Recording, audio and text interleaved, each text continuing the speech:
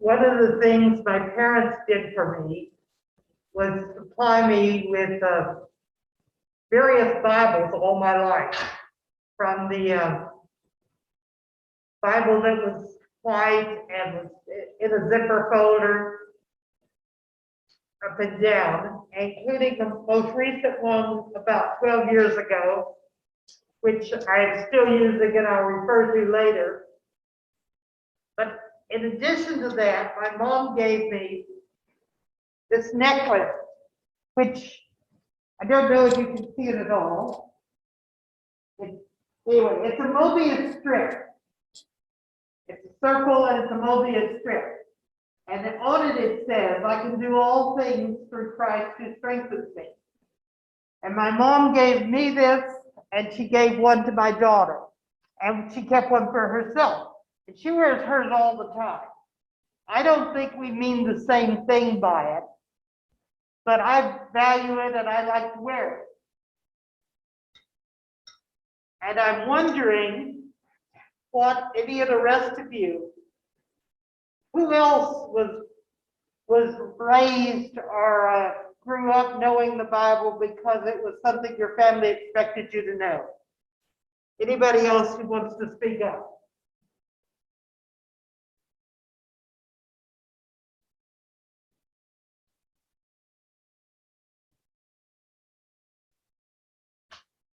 Go for it. Yeah.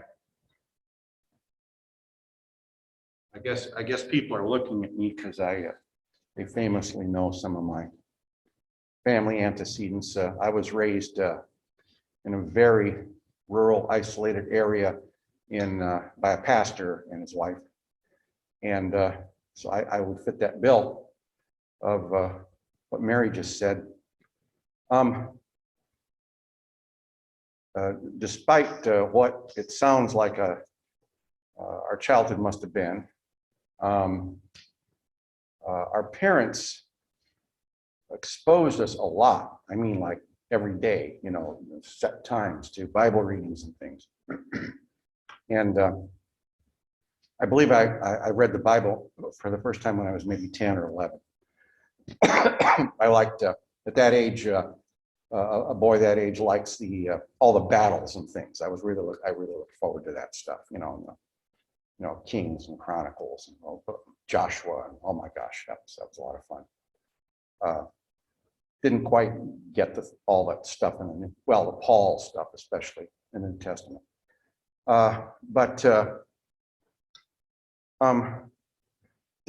Despite all that, my parents really believed in the free will, even of children. And so they told us, if we would ask, they would tell us what they thought, and certainly we got exposed to what they thought. But it was up to us to decide what we were going to do with that. And so as a result, as an adult, I've become someone who is almost consumed with fascination by the Bible and the uses of the Bible. But I don't have, nor do I feel bad about not having, even to my parents' memory, that the traditional kind of attribution that you would give to things in the Bible. So it's complicated, but I guess that's where I come from.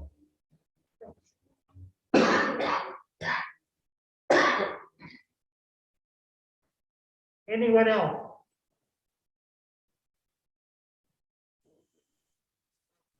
Yeah, Mary, for me, it's a little different. I was raised in a very agnostic, hands-off family. We did have an Episcopalian church, which attracted me maybe when I was 12 years old, and I don't remember a Bible in our house.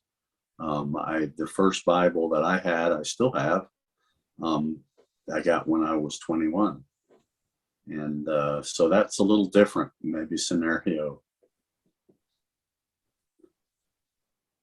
Definitely. Yeah, and maybe just add a little bit more. I mean, I did go to a Southern Baptist college, and I remember being in a class learning of the historical Jesus and being confused by that at that point. Because I think at that point my views were much more, fundamentalist than certainly they are now. And hearing there was a historical yet a spiritual Jesus kind of confused me at the time. Okay. Anybody else?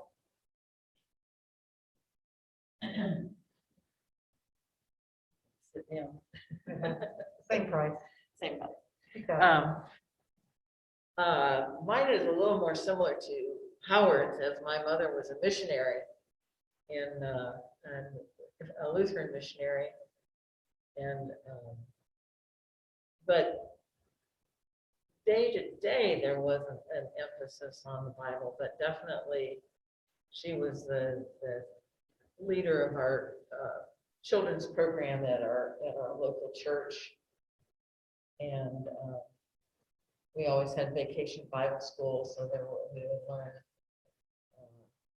Bible verses and Bible stories during the week that we had vacation Bible school. And then her mom was Baptist, Northern Baptist, and we would spend a week or two with Grandma, who lived about 300 miles away, and we would go to vacation Bible school at the Baptist church, which was right across the street from her house. So it was real convenient. So I grew up, knowing a lot of the Bible stories as stories, but not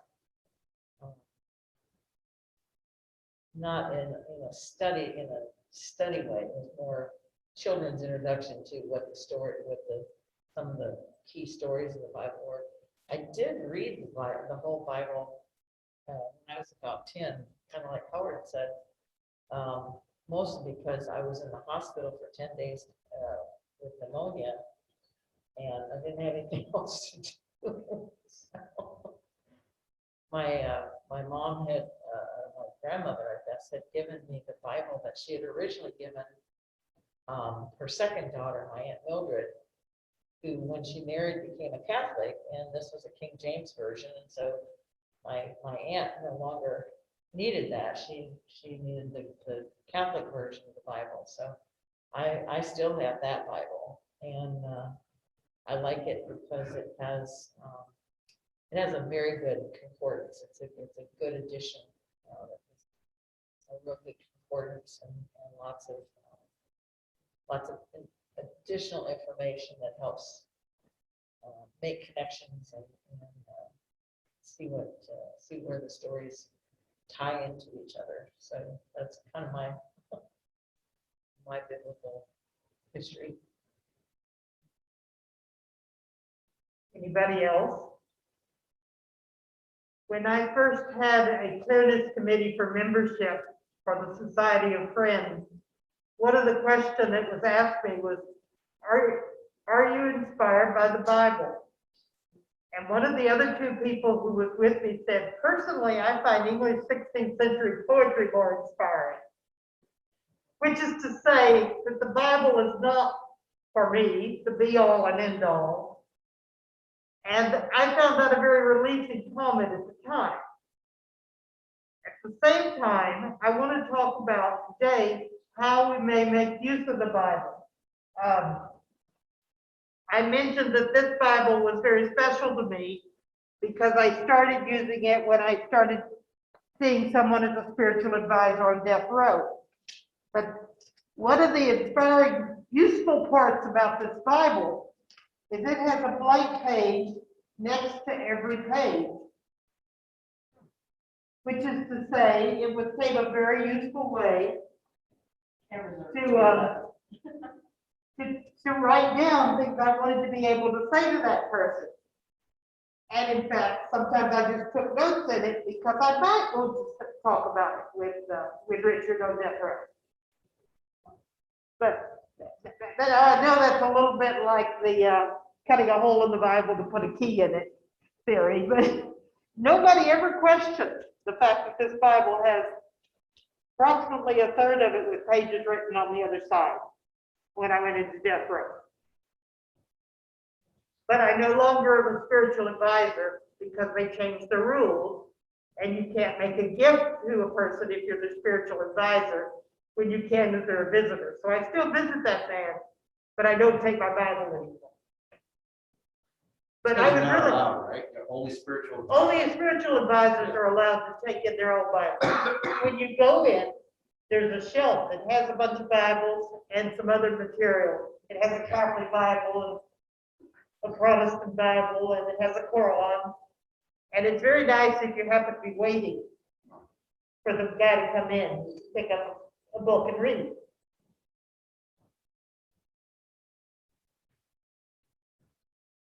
My question at this point would be, are there verses or phrases that you find yourself using from the Bible on a regular basis?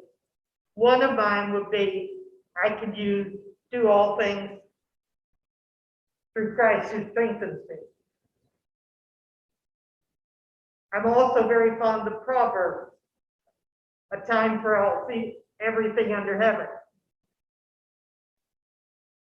But anybody else, are there verses or phrases that you use from the Bible consciously?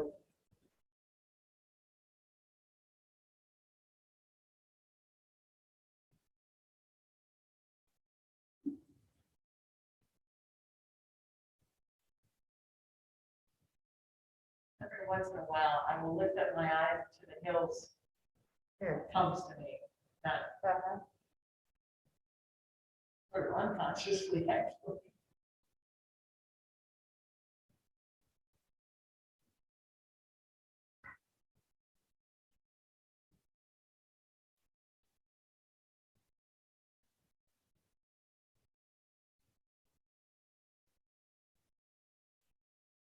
Kind of like we use things that we're accidentally or unknowingly quoting Shakespeare. We use things that we're unknowingly quoting the Bible as well.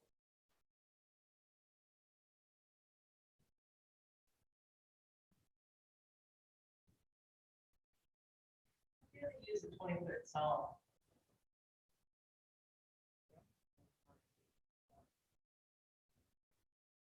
Okay, though I walk to the valley of the shadow of death.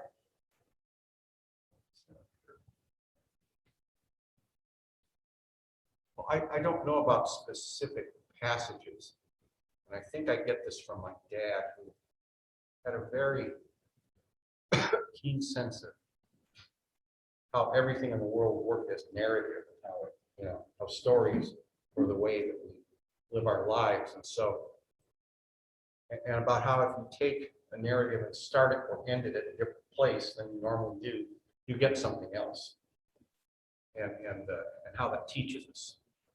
So I remember during the Christmas season, Christmas Eve service, once he was reading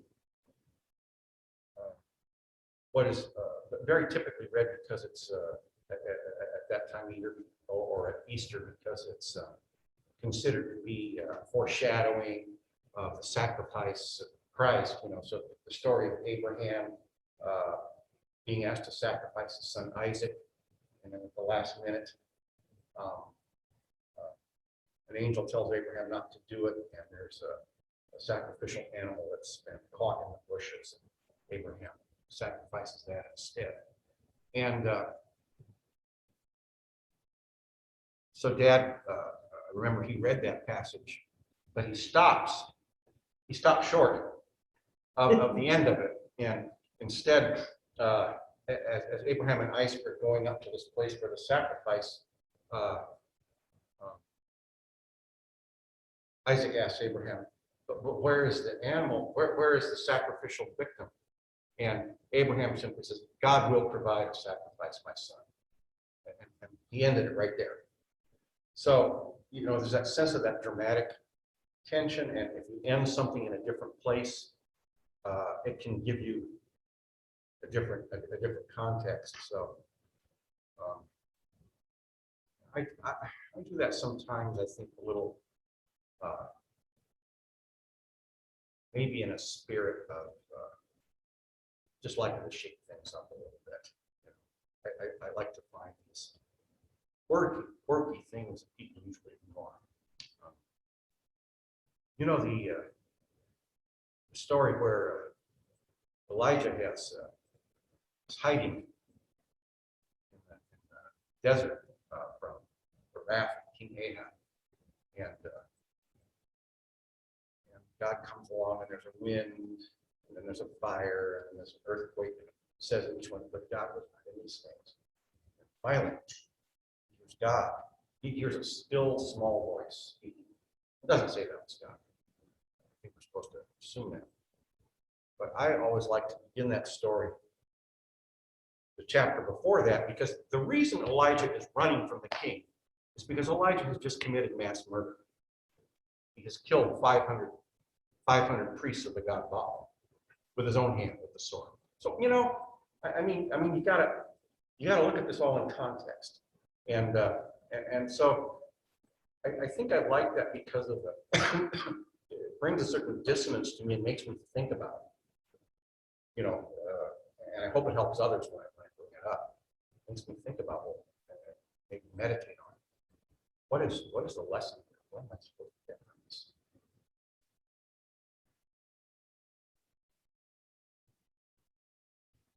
Okay. Oh, sorry. Yeah, that's good. That's good. There's not all that many of us here, so we need more people to talk, or we're gonna run out of stuff to say. Anyone else, story or a verse that you carry with you and you find yourself using from time to time? Hey guys, this is Jeremy. I don't really have specific verses that I go to, even though I probably have some memorized. But I do think there's a lot of use of the stories of the Bible. So one that comes to mind is the story, and hopefully I don't get the details wrong, but of Joseph in the Technicolor Dreamcoat, where his brothers are jealous because he has this multicolored coat, and they conspire against him, and they like throw him in a pit to where he's left to die. And then eventually what happens is Joseph goes into Egypt. I think he gets captured or somehow he winds up there. And there's a famine in Joseph's homeland. And, you know, if his brothers hadn't have thrown him into a pit, then Joseph, who was in Egypt, wouldn't have had the ability to help provide food to his homeland. And so it just kind of highlights that, you know, when you think about the world, sometimes people do things that may be wicked, but even those things are probably still ordained, or they have a purpose. And so that's just one example that comes to mind, but I certainly get a lot out of reading, you know, all the different biblical stories. Okay, good.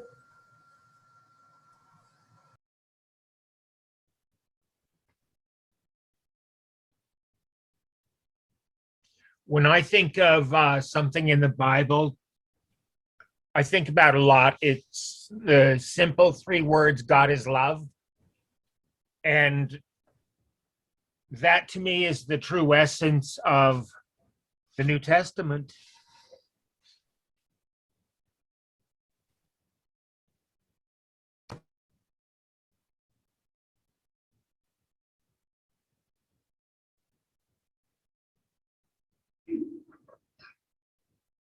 Anyone else? This is Gelia. I think when I think of a scripture that really calls out to me, and I don't have my Bible out in front of me, so I won't say it exactly right, but it's the aspect of, to me, what is true Christianity is like, when I was hungry, you gave me food. When I was thirsty, you gave me drink. When I was in prison, you visited me. And what were the rest? There were But yeah, that to me, yeah, that particular passage helps me remember that I'll do things, and to many people, or to some people, it may seem that it's foolish that I'm doing this, or that, but when I realize, that this is what we're called to do. We're not called to evangelize. We're called to go and do right, do good in the world, and so that's what it.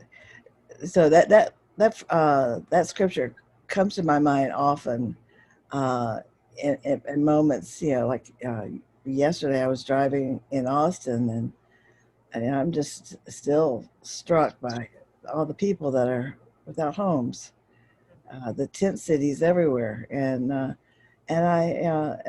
so this is something that we need to remember, being a Christian nation that we're so called are. Then what's going on here. So anyway, that's mine. Yeah, that makes sense to me. I've read that passage, and I also think of the reverse of that. So I think the passage is something, whatever you do to the littlest of these, you do to me. So if you visited me in prison, you visited me. If you feed me, but what about the reverse? What if you withhold food from someone, or what if you don't give someone shelter or the help that they need? Then I think the same applies. Like, it's almost as if you're doing it to Christ. And so I've thought about it that way too.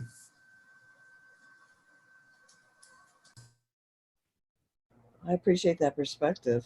That's a good way to remember it too.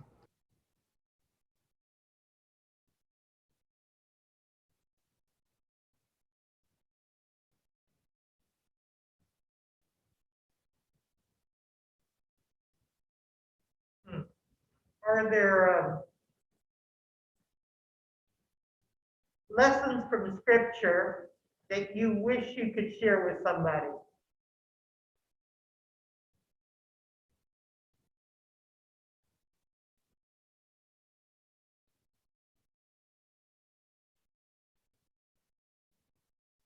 Besides the ones we've already shared, or as well as including these?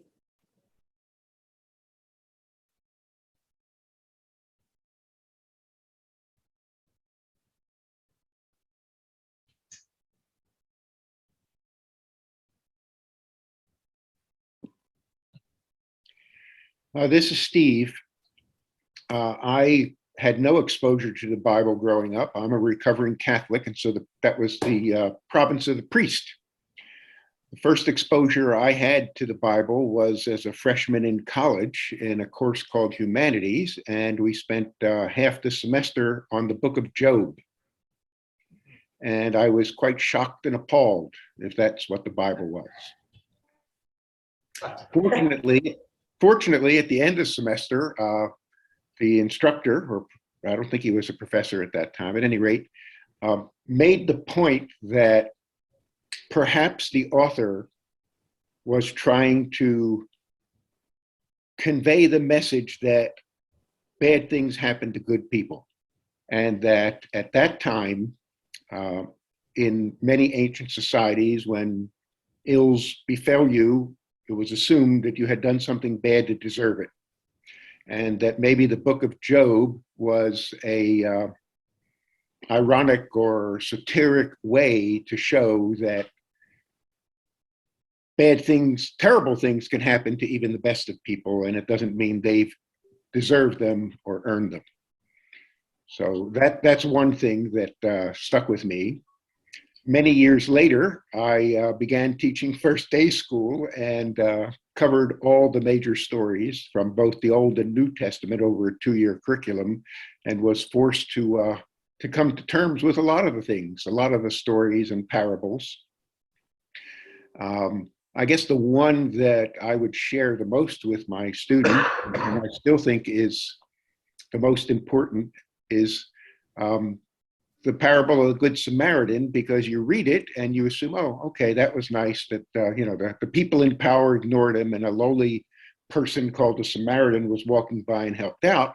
But then if you learn that the Samaritans and the Jews were bitter enemies, and Jews look down on Samaritans in ways that we can barely imagine, and that feeling still exists in modern Israel, by the way.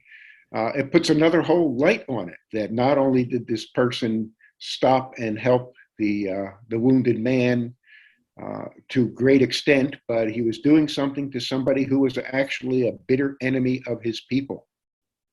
And I think that reinforces the message that is in many places in the New Testament, that we have to go beyond our prejudices, beyond our comfort, and give aid and help to even not just the least of us, but to our enemies.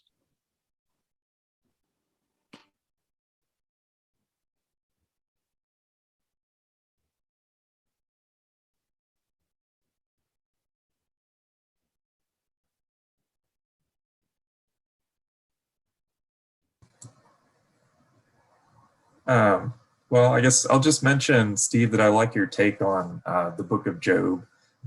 That's one that I've read quite a bit as well and kind of identify with. And I've had some, rough things happen in the last couple years. And sometimes I do think of, maybe these things happen because of something that I did or something that I didn't do. And it's easy to fall into that. But you kind of mentioning that some people would look at the story of Job as an example of how sometimes, bad things can happen to good people, kind of strikes a chord with me. So yeah, I like that perspective.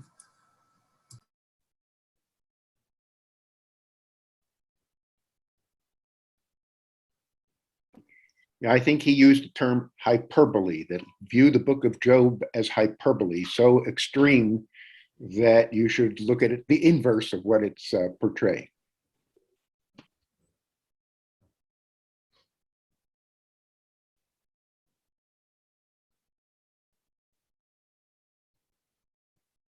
This is kind of my last question, but I think we could go a ways with it.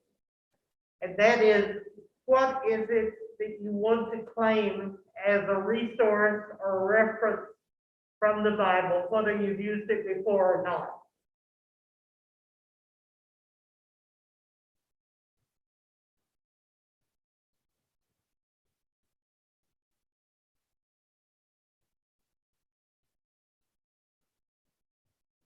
Did you repeat that question? What is it from the Bible that you would like to claim as a resource or a reference for the future?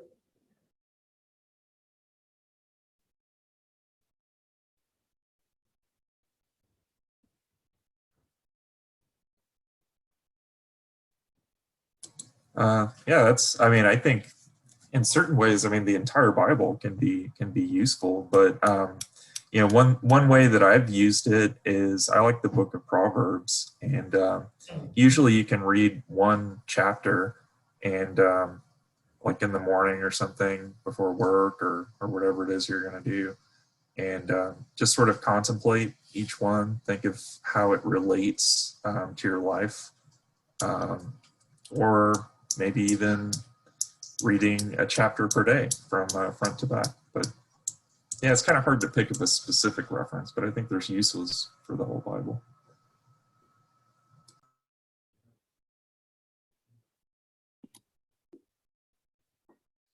I think the Beatitudes, blessed are the peacemakers, blessed are the, and for they shall. That to me is the easiest thing to stimulate all kinds of conversation and thought.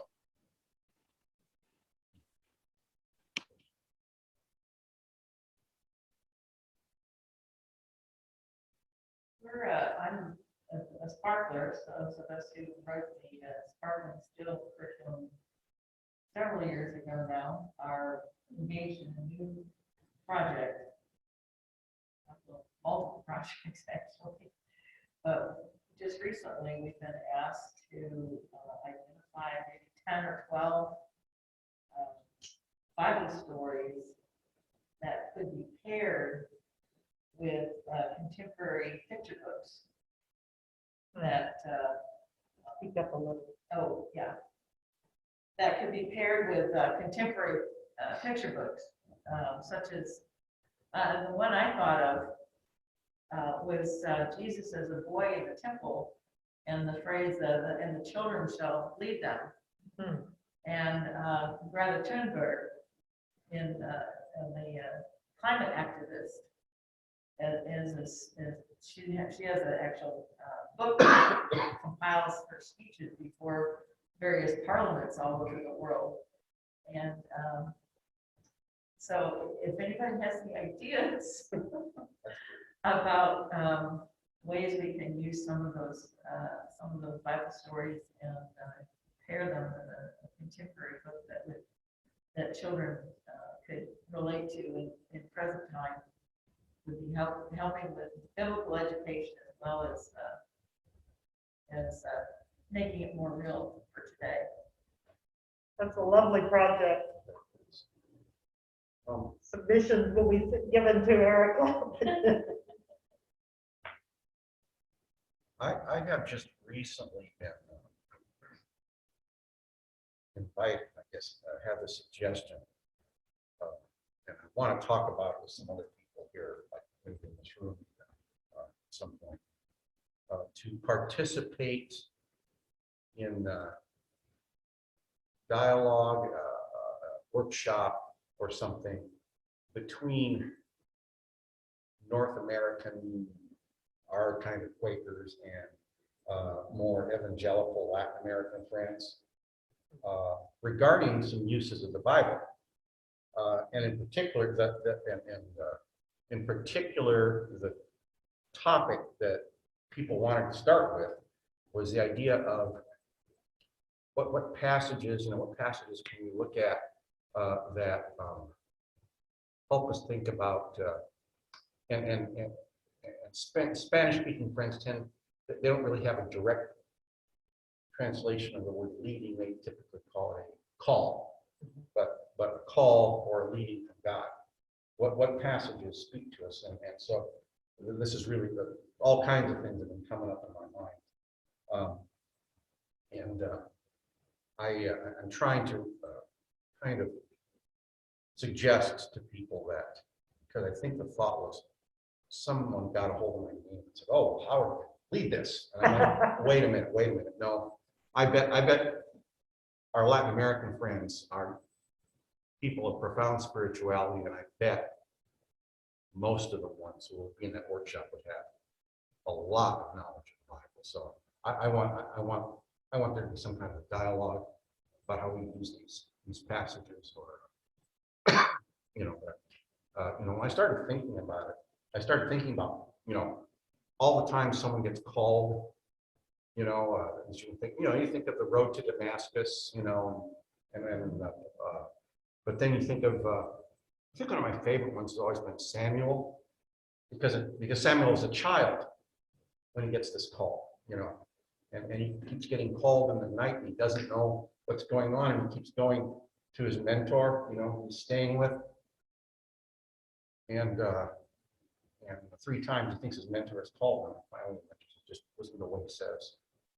And another thing that I started thinking about is all these calls or these leadings that people get. They're not pleasant or comfortable. The person often who gets one doesn't want it, and it's really like Jonah. And he runs away. And others as well. Paul is obviously been very persistent. And in the case of Samuel, what Samuel is given, in this call is a message to his mentor that his mentor and his sons have really screwed up and they're all going to be killed. So I mean, it's like these are uncomfortable things. And you start thinking back to Moses and the burning bush. That's not comfortable for Moses. And there's almost a lot of times there's this period of hesitancy, and God almost punishes the person for not coming through. So it's really that has really sharpened my thought about what it means to have a leading. The leadings aren't just this nice puppy dogs, rainbows thing. They're harder.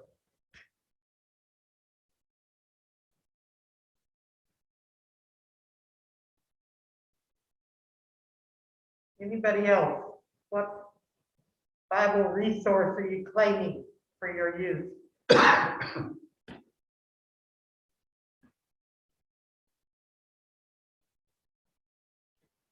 I think for me, 1 Corinthians 13 jumps out. I mean, it just the unconditional form of love is just, I can't remember a quote much of it, but I claim it because I believe it to be true. The things that are said in there. Contextually, I'm not sure, but just those particular words mean an awful lot to me. Do you have it there where you could read it to us? I do. If you give me just a second here. Okay.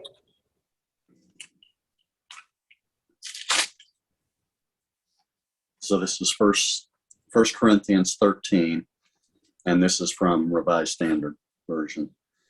If I speak in the tongues of men and of angels, but have not love, I am a noisy gong or a clanging cymbal.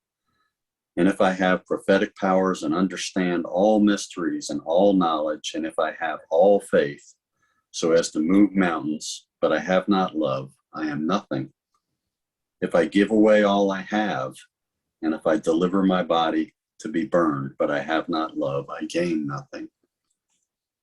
Love is patient and kind. Love is not jealous or boastful. It is not arrogant or rude. Love does not insist on its own way. It is not irritable or resentful. It does not rejoice at wrong, but rejoices in the right. Love bears all things, believes all things, hopes all things, and endures all things. Love never ends. For prophecies, they will pass away. As for tongues, they will cease. As for knowledge, it will pass away. For our knowledge is imperfect, and our prophecy is imperfect. But when the perfect comes, the imperfect will pass away. And when I was a child, I spoke like a child. I thought like a child. I reasoned like a child. When I became a man, I gave up childish ways, for now I see in a mirror dimly, but then face to face. Now I know in part, then I shall understand fully, even as I have been fully understood. So faith, hope, love abide, these three, but the greatest of these is love. Thank you.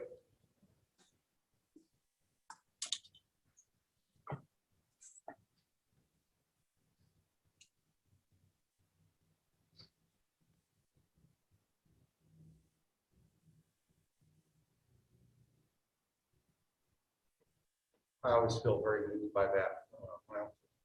When I was a kid, I think my family would recite that together, maybe once a week. I don't know, it was a lot. That always strikes a big chord.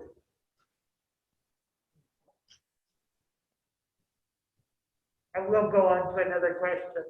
If someone asks you what we did in forum today, what are you going to tell them?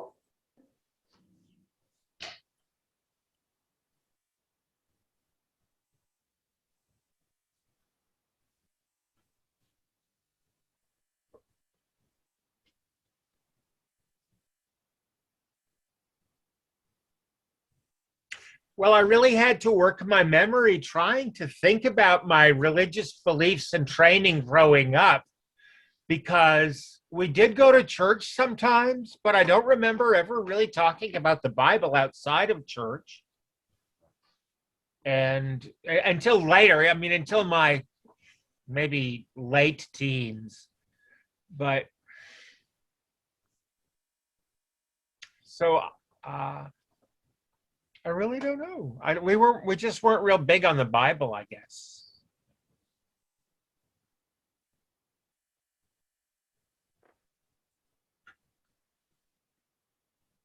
Well, if someone were to ask me what we did in forum today, I'd say we talked about how we use the Bible, and I really appreciated that I got to hear just all these different things from people.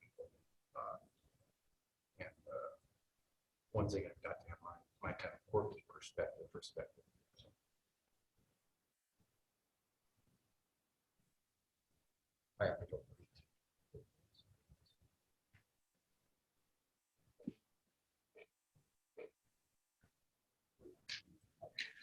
I would kind of agree with what Howard just said, that we talked about the Bible and our personal relationship, if any, to particular verses or chapters in our lives.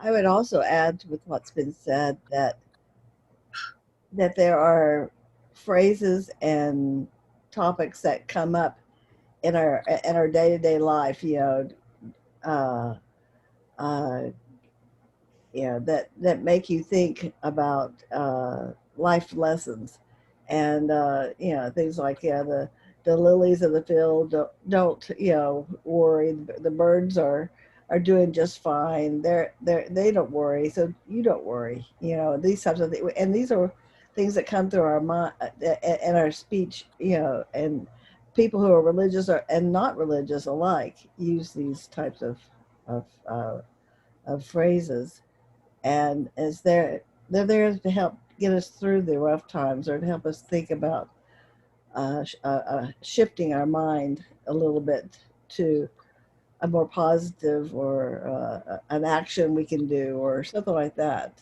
Um,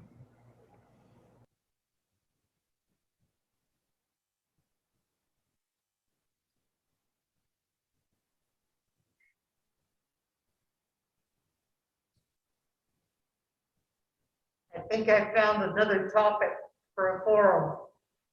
But if anybody wants to take a stab at it today, that's good too. What makes sacred writing?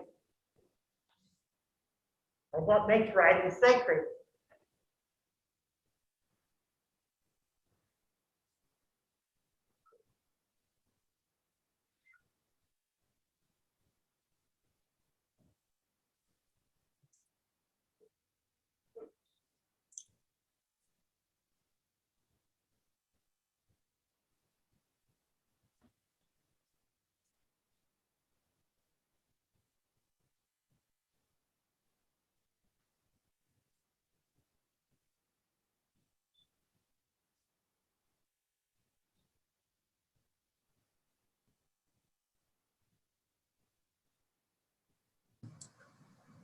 Well, I Prison. guess. Oh, go ahead. Well, I guess I'll take a stab at it. So, in terms of sacred writing, I would say any person that's inspired by God and writes. I mean, I suppose that would be sacred writing. There's canonical writing, I guess. Certain books of the Bible have been approved. Um, like people that have voted, on committees and things like that. And so there's certain ones that people, think are canon, but I still think that in terms of being sacred, anybody that's inspired by God when they write, technically that would be sacred writing.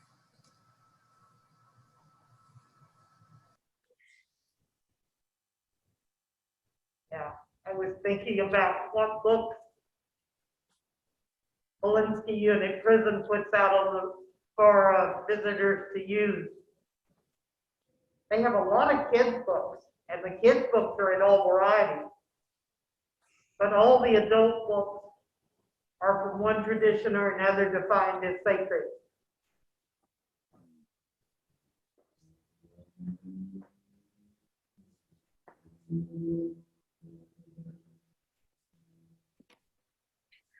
I think you just hit on a possible definition, and that is any writing that an organized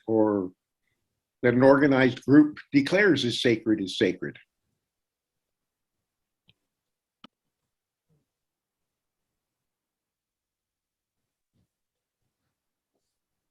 I was thinking along those same lines, as Steve just said, but maybe one step further, that again, we'll call it an authorized sacred writing is one that the community, it also finds aligns with their own values, goals, and ideals, and so it helps to sustain those values, goals, and ideals. And that can create what is a communal sacred writing.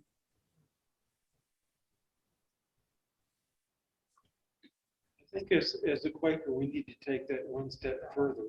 I mean, you're talking in a broad sense, but as a Quaker, I think what is a sacred writing is very individual. And I think anything that brings you into a closer relationship with spirit is a sacred writing. I mean, it does not have to have the blessing of the congregation or a religious body. If a writing brings you closer to God, then that is a sacred writing.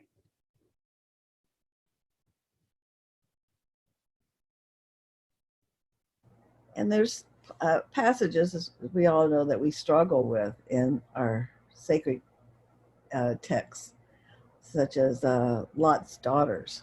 I can't get past that one. That's just so traumatic to think of that horror of handing over his daughters, to these horrible people. Yeah, and those types of things. So, but again, the purpose for that was perhaps to talk about how humans, left to themselves, they might go. I don't know if that's true. Anyway, but there are parts of sacred texts that don't feel very sacred. And and there's some texts that really just come to the core of what it is to be human and what we need to be doing, and just a reminder every day of those things. But I think there's places in the Quran and many other sacred texts that maybe don't that might not be so inspiring on how to live too. So, but there's a lot that is there, so it's worth not throwing the whole thing out, maybe with bathwater, take it and apply it as it is able to help you be a better person. We need to come to a stopping point in order to transition to worship. Is there any other comment that needs to be made at this point?